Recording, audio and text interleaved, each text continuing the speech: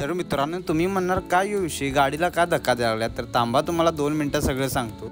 तर आपल्या भावानं आणलेली एक गाडी, चला म्हणलं तुम्हाला फिरून आणतो.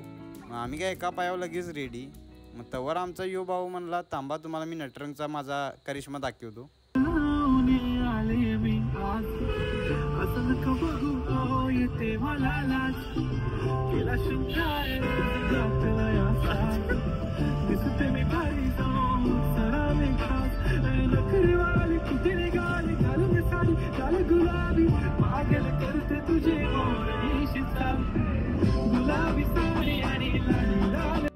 ह्या भावाचं नाचाप करून झाला तर आपली ही गाडी बंद पडली.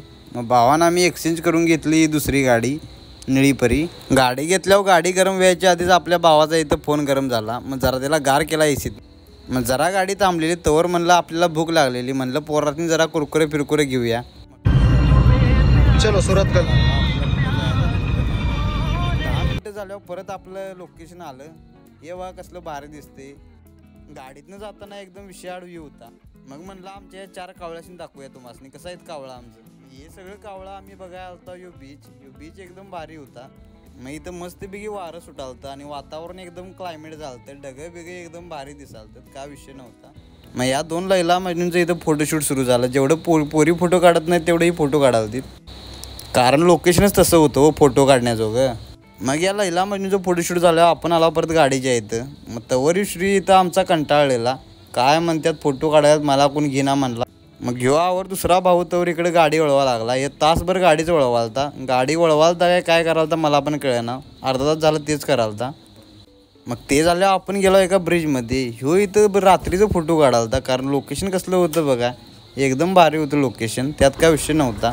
मग परत सगळी बसले आम्ही गाडीत. मग परत गाडीत बसले आपण लावलं दुसरं लोकेशन, कारण आम्हाला जागेवर पोचलो का लोकेशन भेटलंच नाही. मग ते लोकेशन लावणारा माणूस मी होतो, त्याच्यामुळे सगळ्यांच्याकडनं मला शिव्या बसल्या. पहिली शिवी मला श्रीन दिली, त्यात काय विषय नव्हता. मग ती शिवी खाऊन झाल्यानंतर आमची रात्रीच्या हायवेवर गाडी बंद पडली. पुऱ्या हायवे आम्ही 2 किलोमीटर धक्का दिला. आमची गाडी बरोबर देवळासमोर येऊन थांबलेली. मग म्हणलं जरासं देवळात जाऊन येऊया, देवाच्या कृपेन काहीतरी आपली गाडी ठीक झाली तर मग काय विषयच नाही. मग बाहेर आल्यावर एक अर्ध्या तासात आम्हाला माणूस भेटला. या भावाने एकदम विषयमध्ये आपली गाडी ठीक करून दिली. त्या भावानं आमच्याकडनं पैसे पण घेतले नाहीत, काय विषय नाही, लगेच गेलं. मग आम्ही गाडी दिली आणि परत रिक्षा गेली. मग म्हणलं रिक्षातनं जाऊया. मग रिक्षातनं जाताना काय पोरं ऐकत्यात, ह्यो त्याला शिवाय देतोय, तू असं केलास आणि मी असं करलो. ह्यो मला शिवाय देतो आणि मी त्याला शिवाय देते. यात सगळ्या भानगडीतनं आम्ही गेलो.